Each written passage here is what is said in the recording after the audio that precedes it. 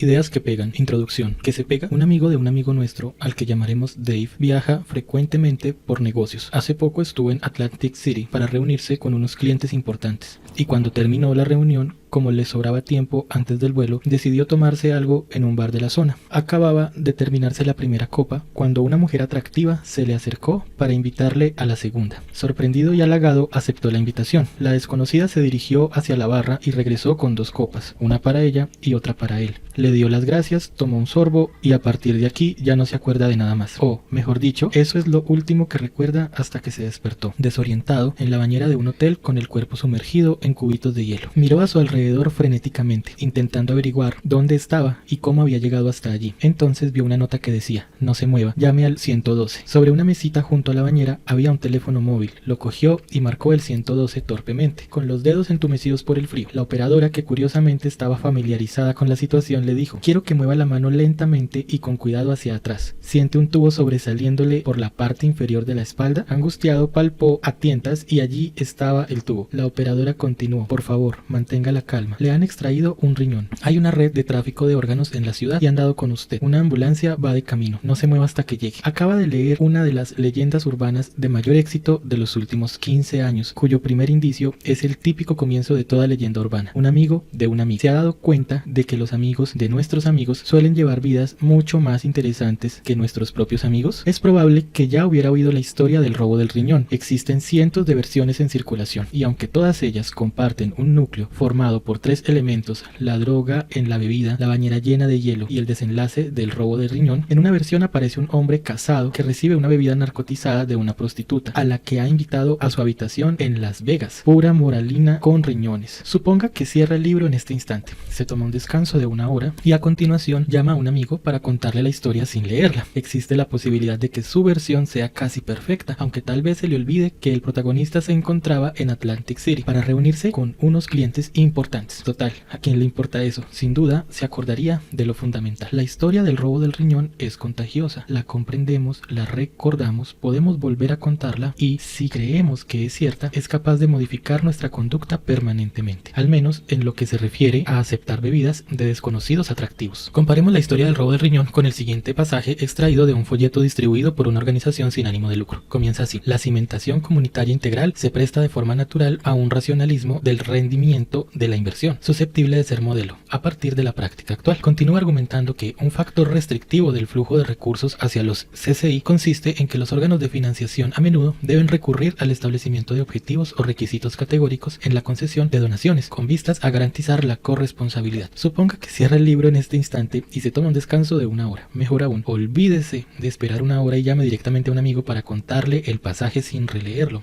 Buena suerte. ¿Es justo comparar una leyenda urbana con un mal pasaje escogido a propósito? Evidentemente no. Aunque aquí es donde las cosas se ponen interesantes, piense en nuestros 2 ejemplos como los 2 polos del espectro de la memoria. ¿Cuál se parece más a los mensajes que encuentra en su entorno laboral? Si forma parte de la mayoría, su lugar de trabajo gravita hacia el polo sin ánimo de lucro, como una estrella polar. Tal vez sea perfectamente natural el hecho de que algunas ideas sean intrínsecamente interesantes, una banda de ladrones de órganos, y otras carezcan intrínsecamente de interés. La estrategia financiera de una ONG es el debate sobre si se nace o se hace, aplicado a las ideas, es decir, las ideas nacen interesantes o se hacen interesantes. Dado que este es un libro divulgativo, analizaremos cómo podemos modelar nuestras ideas para que triunfen en el mundo. Muchos de nosotros nos esforzamos para comunicar eficazmente nuestras ideas, conseguir que marquen la diferencia. Una profesora de biología dedica 1 hora a explicar la mitosis y al cabo de una semana solo 3 alumnos se acuerdan de la explicación. Un directivo revela una nueva estrategia mientras los empleados asisten entusiasmados y el día siguiente los observa implementando tranquilamente la estrategia anterior. A muchas buenas ideas les cuesta triunfar en el mundo, mientras que la ridícula historia del robo del riñón continúa, circulando sin ningún recurso que la apoye. ¿Por qué? ¿Solo porque un riñón extirpado vende mucho más que otros asuntos? ¿O es posible conseguir una idea loable y verdadera que circule con tanta eficacia como este relato falso? 1. La verdad sobre las palomitas del cine. Art Silverman miraba fijamente un cucurucho de palomitas que se encontraba sobre el escritorio de su despacho, que parecía estar fuera de lugar y que había impregnado su despacho de tufo a sucedáneo de mantequilla. Silverman sabía a raíz de los estudios de su organización que las palomitas que tenía sobre la mesa no eran saludables. En realidad, sorprendía lo poco sanas que eran. Le habían encargado que desarrollara una forma de comunicar este mensaje a los confiados aficionados estadounidenses del cine. Silverman trabaja para el Centro Científico para el Interés Público CSPI, un grupo sin ánimo de lucro que trata de educar a la sociedad sobre cuestiones de nutrición. El CSPI había enviado varios cucuruchos de palomitas procedentes de una docena de salas de cine de 3 grandes ciudades de un laboratorio para que realizase un análisis nutricional, y los resultados habían sorprendido a todo el mundo. El Ministerio de Agricultura estadounidense, USDA, recomienda que una dieta normal no contenga más de 20 gramos de grasas saturadas al día. Según los resultados del laboratorio, el cucurucho de palomitas tenía 37. El culpable era el aceite de coco, que suele usar en las salas de cine para hacer estallar las palomitas. Este aceite ofrece grandes ventajas respecto a otros, porque proporciona una estupenda textura y suavidad al maíz y despide un aroma más agradable y natural que los aceites alternativos, aunque, como indicaban los resultados del laboratorio, tiene un contenido muy elevado de grasas saturadas. La porción individual de palomitas sobre el escritorio de Silverman, un tentempié para comer entre horas, contenía casi el doble de la cantidad diaria recomendada de grasas saturadas, y esos 37 gramos correspondían a una porción mediana de palomitas, por lo que no cabía duda de que una porción de mayor tamaño podría haber triplicado esta cantidad. El problema para Silverman era que poca gente sabía lo que significaban 37 gramos de grasas saturadas. Casi nadie memoriza las recomendaciones de nutrición diaria del USDA, y por lo tanto no sabemos si 37 gramos es una cantidad buena o mala,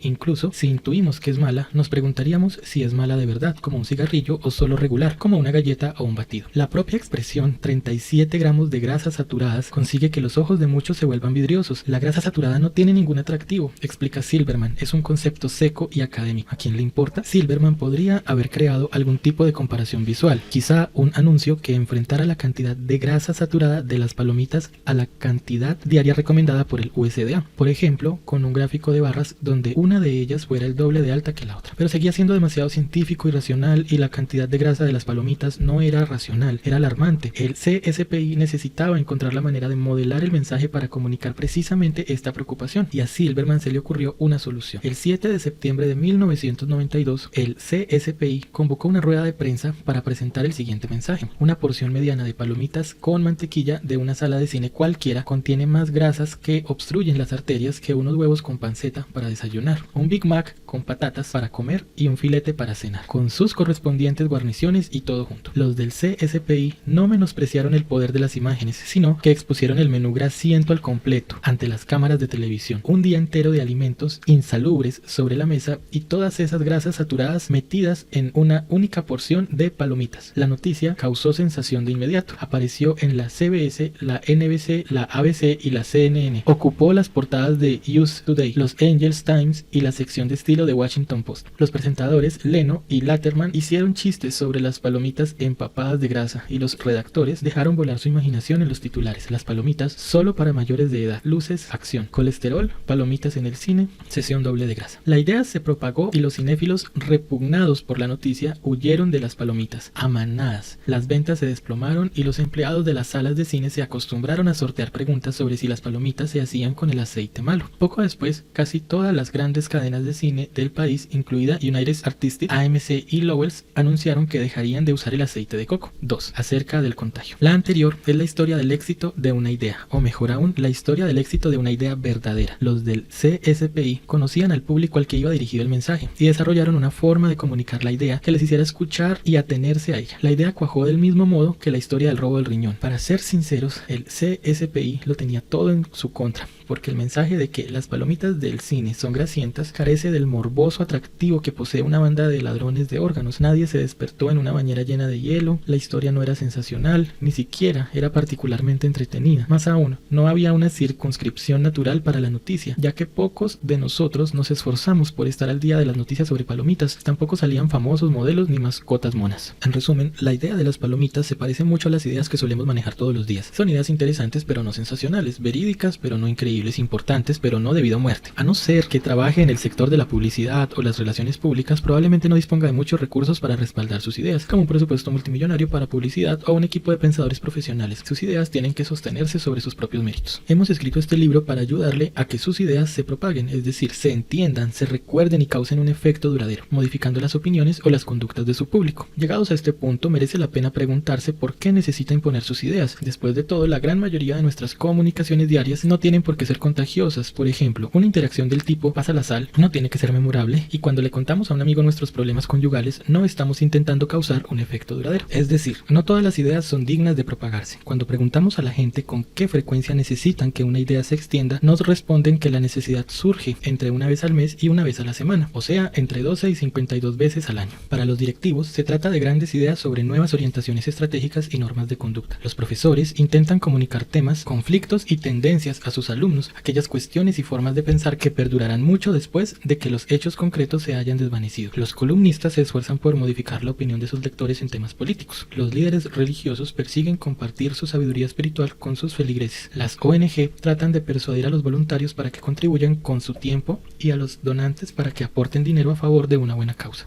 Lo cierto es que, dada la importancia de conseguir que una idea sea difundida, sorprende la poca atención que se presta al asunto. Cuando nos aconsejan cómo transmitir un mensaje, suele tener que ver con la forma de hacerlo. Manténgase derecho, establezca contacto visual, use gestos apropiados, practique mucho aunque sin llegar a ser artificial. A veces nos ofrecen recomendaciones sobre la estructura. Adelante lo que vaya a decir, dígalo y después repita lo que ha dicho, o atraiga primero la atención mediante un chiste o un relato. Otro tipo de consejos se refieren al conocimiento del público. Sepa lo que les preocupa para poder adaptar su mensaje. Y, en último lugar, aparece el latiguillo, más común en el mundo de los consejos de la comunicación. Repita, repita, repita. Todas estas recomendaciones tienen su aspecto positivo, salvo quizá el énfasis en la repetición. Si hay que contar lo mismo 10 veces, probablemente la idea no estaba bien diseñada desde el principio. De hecho, ninguna leyenda urbana hace falta repetirla 10 veces. Sin embargo, este abanico de consejos presenta un defecto manifiesto, ya que a Art Silverman no le ayuda a explicar que las palomitas del cine son nefastas para la salud. Huelga decir que Silverman sabe que debe establecer contacto visual y practicar, pero ¿qué mensaje se supone que tiene que practicar? Conoce a su público, les gustan las palomitas y no se dan cuenta de lo insalubres que son. Pero, ¿cuál es el mensaje que debe compartir? Y para complicarlo todo, Silverman es consciente de que no podrá permitirse el lujo de repetir, sino que cuenta con una única oportunidad de conseguir que los medios se interesen en su historia. Pensemos en una profesora de primaria. Conoce su objetivo, enseñar los materiales estipulados por la Comisión Nacional de Educación. Conoce a su público, alumnos de tercero con una serie de conocimientos y técnicas. Sabe comunicar con eficacia y es una virtuosa de la postura, la dicción y el contacto visual. Tiene claro su objetivo, su público y el formato, pero no el diseño del mensaje. Los estudiantes de biología necesitan comprender la mitosis, ¿de acuerdo? ¿Y después qué? Existe un número infinito de maneras de enseñar la mitosis. ¿Cuál tendría éxito? ¿Y cómo podemos reconocerla de antemano? 3. ¿Cómo surgió ideas que pegan? La cuestión, en líneas generales, radica en cómo diseñar una idea contagiosa. Hace varios años nos dimos cuenta de que habíamos dedicado una década a estudiar la forma en que se contagian las ideas, aunque nuestra experiencia procedía de distintos campos. Nos habíamos centrado en una misma pregunta: ¿por qué unas ideas tienen éxito y otras fracasan? Dan, apasionado de la educación, cofundó una editorial nueva llamada Thinkwell, a partir de un planteamiento bastante herético. Si tuviera que desarrollar un libro de texto desde cero mediante el uso del video y las tecnologías en lugar de textos, ¿cómo lo haría? Como jefe de redacción de Thinkwell, Dan trabajó con su equipo para determinar la mejor forma de enseñar asignaturas como la economía, la biología, las matemáticas y la física. Tuvo lugar la oportunidad de colaborar con algunos de los profesores más eficaces y queridos de todo el país: un profesor de matemáticas y cómico a la vez, un profesor de biología nombrado profesor del año, o un profesor de economía que era también capellán y dramaturgo. Dan disfrutó sobre todo con un curso intensivo sobre las características del buen profesor y descubrió que, si bien cada maestro tenía un estilo único, sus metodologías pedagógicas en conjunto eran casi idénticas. Chip, en tanto que profesor de la Universidad de Stanford, había dedicado una década a preguntarse por qué en ocasiones las ideas malas triunfan en el mercado social de las ideas. ¿Cómo podía una idea falsa desplazar a otra verdadera? ¿Por qué unas ideas son más contagiosas que otras? En su primera incursión en estas cuestiones, se sumergió en el mundo de las ideas contagiosas por naturaleza, como las leyendas urbanas a las teorías de la conspiración. A lo largo de los años se familiarizó inquietantemente con algunas de las historias más repulsivas y absurdas del ideario colectivo, y ahora puede decir que las ha oído todas. He aquí una pequeña muestra de ellas. La rata frita del Kentucky. En realidad, cualquier historia relacionada con ratas y comida rápidamente se encuentra sobre terreno fértil. La Coca-Cola pudre los huesos. Es un temor muy extendido en Japón, aunque por el momento el país no ha experimentado ninguna epidemia de adolescentes gelatinosos. Si hacemos señales con las luces largas a un coche con los faros apagados, nos disparará un pandillero. La muralla china es la única construcción humana visible desde el espacio. Sin duda, la muralla es larga, pero no muy ancha. Piénselo bien, si la muralla fuera visible, cualquier autopista interestelar estadounidense también lo sería. Y tal vez alguno que otro gran almacén de Walmart.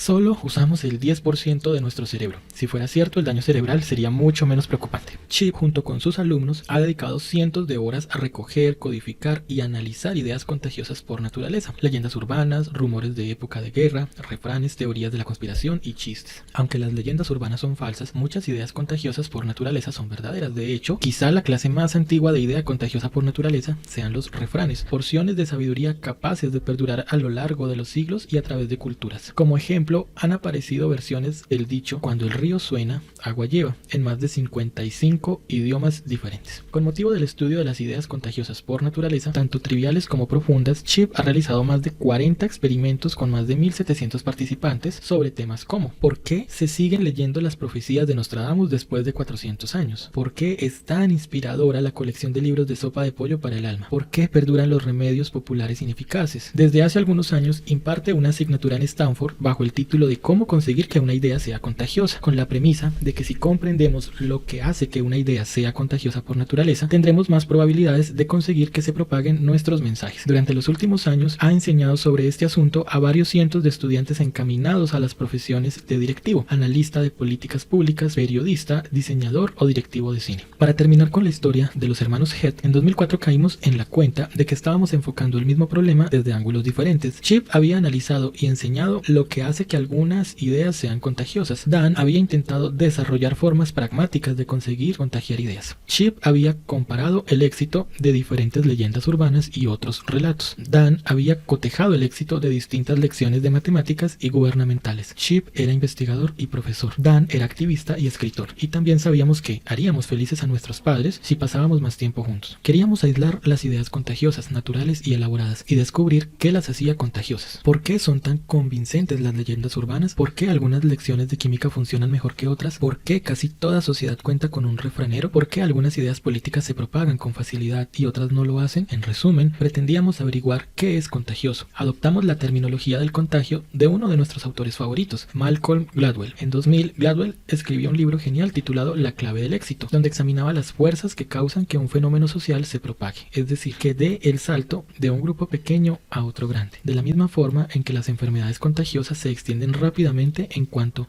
infectan a una masa crítica determinada de personas. ¿Por qué resurgieron los zapatos Hush Puppies? ¿Por qué los índices de criminalidad en Nueva York cayeron repentinamente en picado? ¿Por qué tuvo tanto éxito Clan Yaya? La clave del éxito se divide en 3 apartados. El primero aborda la necesidad de contar con las personas correctas. El segundo, acerca del factor gancho. Argumenta que las innovaciones tienen más probabilidad de propagarse cuando son contagiosas. Y el tercero trata del contexto correcto. Cuando se publicó La clave del éxito, Chip cayó en la cuenta de que el término contagio era perfecto para referirse al atributo que perseguían sus investigaciones dentro del mercado de las ideas. El presente libro es un complemento a La clave del éxito, en cuanto a que identificaremos los rasgos que hacen de una idea contagiosa. Más allá del ámbito del libro de Gladwell, a él le interesa saber por qué los movimientos sociales son epidémicos. A nosotros nos interesa la construcción eficaz de las ideas, lo que hace que algunas se contagien y otras desaparezcan, aunque nuestro enfoque se desmarque de la zona de influencia de La clave del éxito. Hemos querido rendir homenaje a Gladwell por el término contagio que se nos ha contagiado. 4. ¿Quién acabó con los caramelos en Halloween? En los años 60 y 70, la tradición infantil anglosajona de ir casa por casa pidiendo golosinas en la víspera del Día de Todos los Santos se vio amenazada por los rumores que empezaron a circular sobre sádicos que introducían cuchillas en las manzanas de caramelos y trampas explosivas en las gominolas. Los rumores afectaron a la fiesta de Halloween por todo Estados Unidos. Los padres examinaban cuidadosamente las bolsas de chucherías de sus hijos. Los colegios abrían sus puertas para que los niños pudieran pedir golosinas dentro de un entorno más seguro, y los hospitales se ofrecerían a radiografiar los caramelos. En 1985, una encuesta de ABC News indicaba que el 60% de los padres les preocupaba que sus hijos pudieran ser víctimas. Todavía muchos padres enseñan a sus hijos a no comer nada que no esté envasado. Es la triste historia de una fiesta familiar mancillada por unos malvados que inexplicablemente tienen intención de hacer daño a los niños. No obstante, en 1985 el caso dio un giro extraño, cuando unos investigadores descubrieron un dato sobrecogedor sobre la epidemia de la manipulación de caramelos. Era un mito. Los sociólogos Joel Best y Gerald Horiuchi estudiaron cada instante de Halloween conocido desde 1958 y no encontraron ningún caso en que un extraño pusiera en peligro la vida de un menor manipulando las golosinas de la víspera del Día de Todos los Santos. 2 niños fallecieron en Halloween, aunque sus muertes no estuvieron provocadas por desconocidos. Un niño de 5 años encontró el alijo de heroína de su tío y murió de sobredosis. Sus familiares intentaron borrar las huellas esparciendo heroína sobre sus caramelos. En otro caso, caso, el padre, con la esperanza de cobrar el seguro, provocó la muerte de su propio hijo contaminando sus dulces con cianuro. En otras palabras, la evidencia sociológica más rotunda revela que no pasa absolutamente nada por aceptar dulces de desconocidos, y de quien hay que protegerse es de la propia familia. La historia de la manipulación de golosinas ha modificado la conducta de millones de padres durante los últimos 30 años. Lamentablemente, ha generalizado la desconfianza entre vecinos e incluso ha conseguido modificar la legislación estadounidense. Tanto California como Nueva Jersey han aprobado leyes que contienen penas especiales para los manipuladores de dulce. ¿Por qué tuvo tanto éxito esta idea? 5. Los 6 principios de las ideas contagiosas. La historia de los caramelos de Halloween es, en cierto modo, la cara opuesta del relato del CSPI. Ambas subrayan un peligro inesperado en una actividad común: comer caramelos en Halloween y palomitas en el cine. Ambas requieren una actuación sencilla: examinar las golosinas de nuestro hijo y evitar las palomitas en el cine. Ambas se sirven de imágenes muy gráficas y concretas que se afianzan fácilmente en la memoria: una cuchilla escondida en una manzana de caramelo y una mesa llena de alimentos grasientos. Y sendas historias recurren a los sentimientos: el miedo en el caso de los caramelos de Halloween y la repugnancia en el caso de las palomitas. La leyenda del robo del riñón también comparte muchos de estos rasgos: un desenlace totalmente inesperado, un tipo que va a un bar y acaba con un riñón de menos, un montón de detalles concretos: la bañera llena de hielo, el extraño tubo que sobresale por la parte inferior de la espalda, y los sentimientos: miedo, repugnancia y sospecha. Empezamos a observar los mismos temas y atributos reflejados en un gran abanico de ideas de éxito. A raíz de las investigaciones de Chip y revisando los estudios de docenas de folcloristas, psicólogos, pedagogos, politólogos y cazarrefranes, descubrimos que las ideas contagiosas comparten ciertos grandes rasgos. No es que exista una fórmula para diseñar ideas contagiosas, ni mucho menos, pero lo cierto es que las ideas contagiosas recurren a una serie de rasgos comunes que las hacen más susceptibles para triunfar. Pongamos que estuviéramos analizando las características de un buen jugador de baloncesto. Puede estar seguro de que cualquier buen baloncestista presenta un subgrupo de rasgos como la altura, la velocidad, la agilidad, la potencia y el sentido de la cancha, aunque no se necesitan todos ellos para ser bueno. De hecho, algunos defensas estupendos son bastante escuálidos y miden 1.77. Por otra parte, contar con todos los rasgos no garantiza ser bueno, como lo demuestran todas las personas de 2 metros que son torpes. Eso sí, si estuviéramos en la cancha del barrio tratando de elegir a nuestro equipo de entre desconocidos, probablemente deberíamos arriesgarnos con el chaval de 2 metros. Las ideas funcionan de forma muy similar. Una técnica que podemos aprender es la capacidad para reconocer las ideas que poseen talento natural, como el desconocido de 2 metros. Más adelante analizaremos la campaña publicitaria de Subway, centrada en un universitario obeso de nombre Jared, que perdió más de 90 kilogramos comiendo bocadillos de Subway todos los días. La campaña fue todo un éxito, aunque no la diseñó una agencia publicitaria de Madison Avenue, sino el propietario de un local que fue capaz de reconocer una historia extraordinaria. En este punto se viene abajo nuestra analogía del baloncesto, ya que en el mundo de las ideas podemos diseñar genéticamente a nuestros jugadores y crear ideas que tengan el máximo gancho. Mientras estudiábamos cientos de ideas contagiosas, observamos que una y otra vez entraban en el juego los mismos 6 principios. 5.1. Simple. ¿Cómo podemos descubrir el núcleo fundamental de una idea? Un abogado de éxito explica que si argumenta 10 temas, por mucho que todos sean buenos, cuando se reúna el jurado no se acordarán de ninguno. Para despojar una idea de todo hasta llegar a su núcleo, debemos dominar la técnica de la exclusión, priorizar implacablemente. No se trata de resumir, lo ideal no son las citas jugosas, sino los refranes. Tenemos que crear ideas que sean a la vez sencillas y profundas. La regla de oro es la máxima simplicidad, esa frase única tan profunda que alguien pueda dedicar la vida entera a aprender a obedecerla. 5.2. Unívocamente inesperado. ¿Cómo conseguir que nuestro público preste atención a nuestras ideas y mantenga el interés cuando necesitamos tiempo para hacernos entender? Incumpliendo sus expectativas, siendo contraintuitivos. Una bolsa de palomitas es tan insana como un día entero de comidas grasientas. Podemos utilizar la sorpresa, un sentimiento cuya función consiste en incrementar la agudeza mental y provocar la concentración para lograr la atención de la gente. Sin embargo, dado que la sorpresa no es duradera, para que nuestra idea permanezca debemos generar interés y curiosidad. ¿Cómo lograr que los alumnos se muestren atentos a la 48 clase de historia del curso? Se puede captar la curiosidad durante un largo periodo de tiempo, abriendo lagunas sistemáticamente en el conocimiento de nuestro público para llenarlas a continuación. 5.3. Concreto. ¿Cómo conseguir que una idea quede clara? Explicándola en términos de acciones humanas de información sensorial. Aquí es donde muchos mensajes comerciales fracasan. A menudo, las declaraciones de intenciones, sinergias, estrategias y visiones son ambiguas hasta el punto de carecer de sentido. Las ideas contagiosas por naturaleza están repletas de imágenes concretas: bañeras llenas de hielo, manzanas de caramelo con cuchillas, porque nuestro cerebro está diseñado para recordar datos concretos. En los refranes, una verdad abstracta suele venir codificada en lenguaje concreto: más vale pájaro en mano que ciento volando. Hablar con concreción es el único modo de asegurarnos de que nuestra idea signifique lo mismo para todas las personas del público. 5.4. Creíble.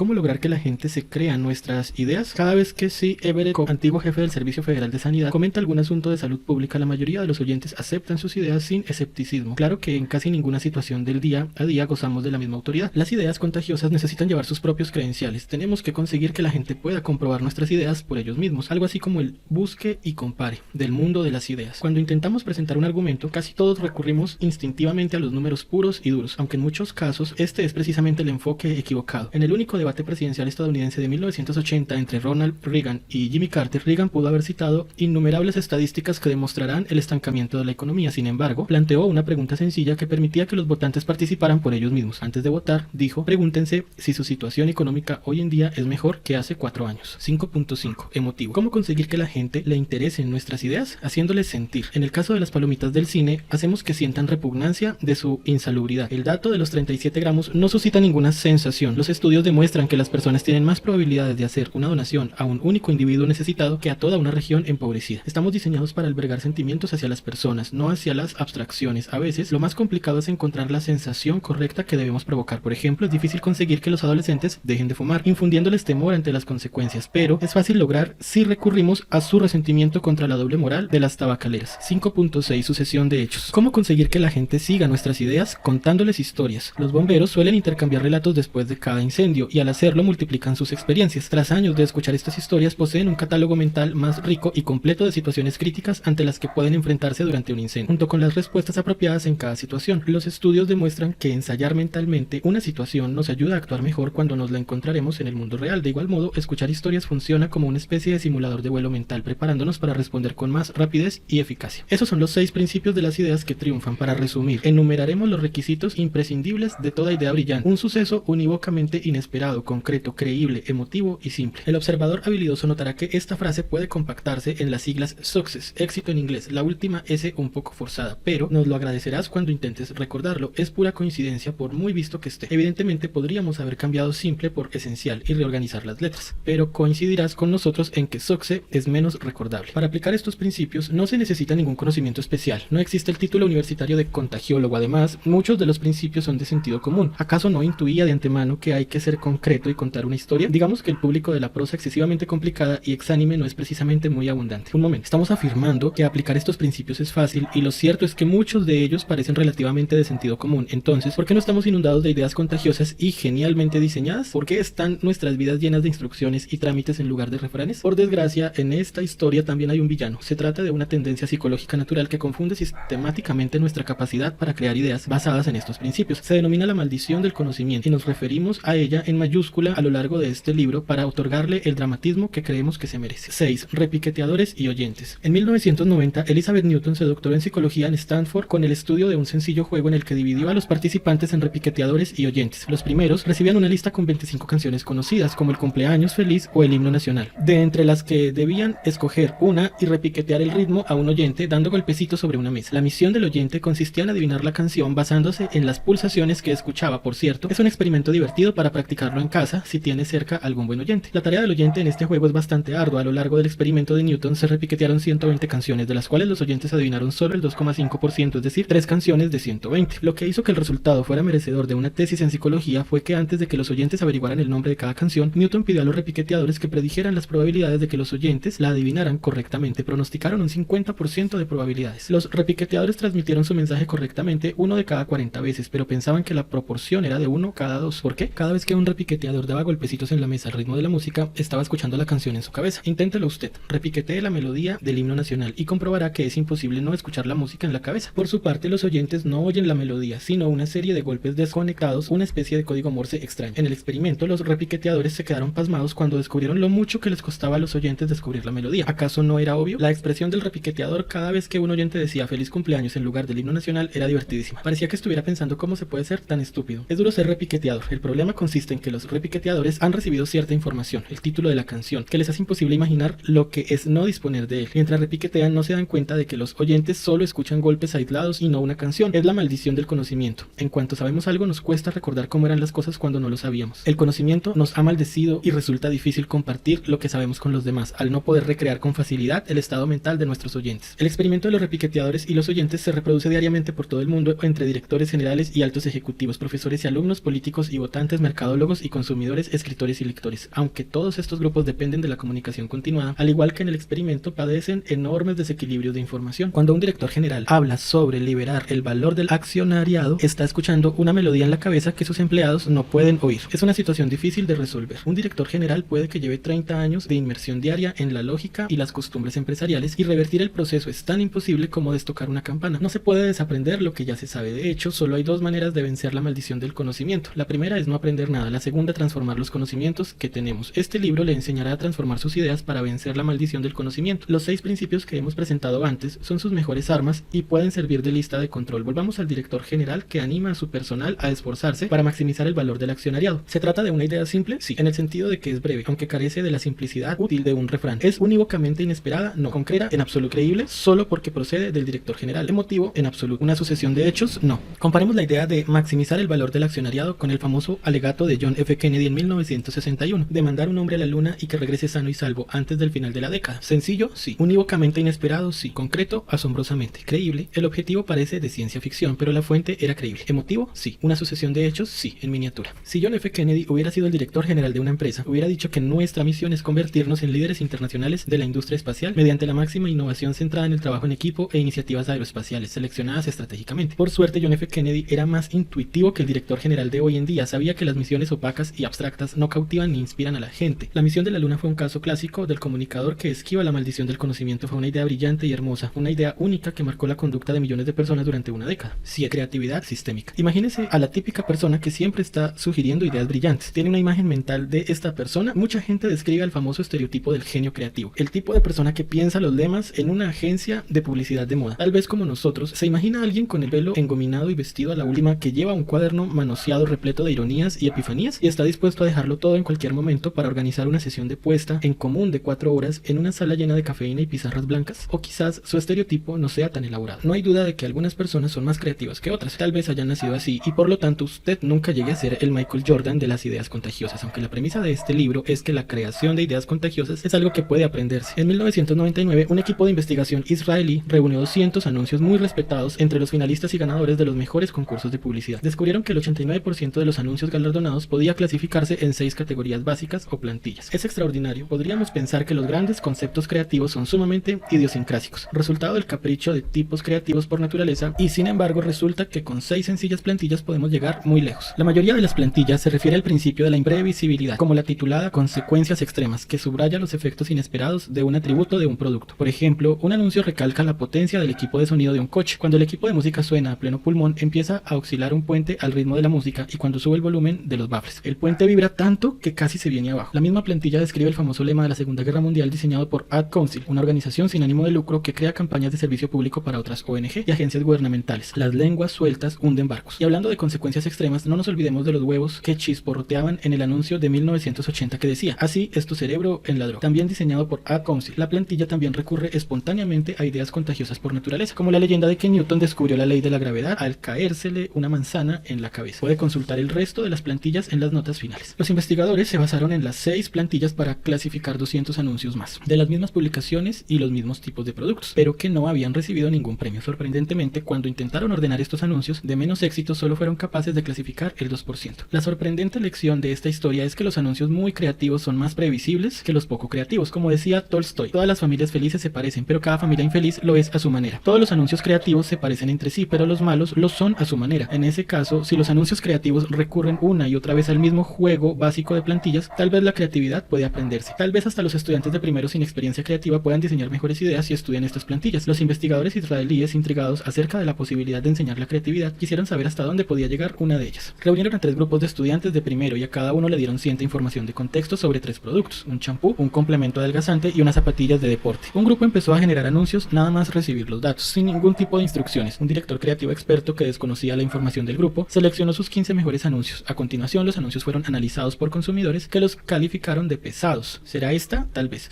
la explicación tan esperada de la publicidad de los concesionarios locales. Un segundo grupo recibió formación durante 2 horas por un experto profesor de creatividad que enseñó a los participantes a emplear un método de puesta en común por asociación libre. Se trata de una técnica estándar en la enseñanza de la creatividad que supuestamente amplía las asociaciones, provoca conexiones inesperadas y coloca montones de ideas creativas sobre la mesa para que la gente seleccione la mejor de todas. Si alguna vez ha asistido a un curso sobre puesta en común de ideas geniales, probablemente este haya sido el método que le enseñaron. De nuevo se seleccionaron los 15 mejores anuncios por el mismo director creativo, que desconocía la formación del grupo, y los anuncios fueron puestos a prueba por los consumidores, que los calificaron como menos pesados que los del grupo sin formación, aunque no más creativos. El último grupo recibió una formación de 2 horas sobre la aplicación de las 6 plantillas creativas. Otra vez el director creativo seleccionó los 15 mejores anuncios y se sometieron a la opinión de los consumidores. De repente los novatos irradiaban creatividad. Sus anuncios fueron clasificados como un 50% más creativos y provocaron una actitud un 55% más positiva hacia los productos anunciados. Una mejoría asombrosa teniendo en cuenta las 2 horas dedicadas a estudiar un par de plantillas básicas. Por lo visto existen formas sistémicas de producir ideas creativas. Lo que hizo el equipo de investigadores israelíes con los anuncios es lo que este libro pretende hacer con sus ideas. Le daremos sugerencias para adoptar de forma que sean más creativas y eficaces de cara a su público. Hemos creado una lista de control de 6 principios precisamente con este propósito, pero ¿no es demasiado restrictivo limitarse a una plantilla o a una lista de control? ¿Acaso estamos sugiriendo que un enfoque del tipo colorear con números produzca más creatividad que pintar en un lienzo en blanco? En efecto, eso es exactamente lo que queremos decir. Si quiere difundir sus ideas a otras personas, debe confinarse a las reglas que han permitido que otras ideas triunfen a lo largo de los tiempos. Su misión es inventar nuevas ideas, no nuevas reglas. Lo que no puede ofrecer este libro es una receta infalible, admitámoslo. Francamente, no podemos ayudarle a conseguir que un grupo de doceañeros cotilleen sobre la mitosis alrededor de una fogata, y lo más probable es que su memorando sobre mejora de procesos no circule durante las próximas décadas cual refrán en otra cultura. Pero sí podemos prometerle que independientemente de su grado de creatividad natural, vamos a demostrarle cómo un pequeño esfuerzo localizado puede volver contagiosa casi cualquier idea, y una idea contagiosa tiene más probabilidades de marcar la diferencia. Lo único que debe hacer usted es comprender los 6 principios de toda idea brillante.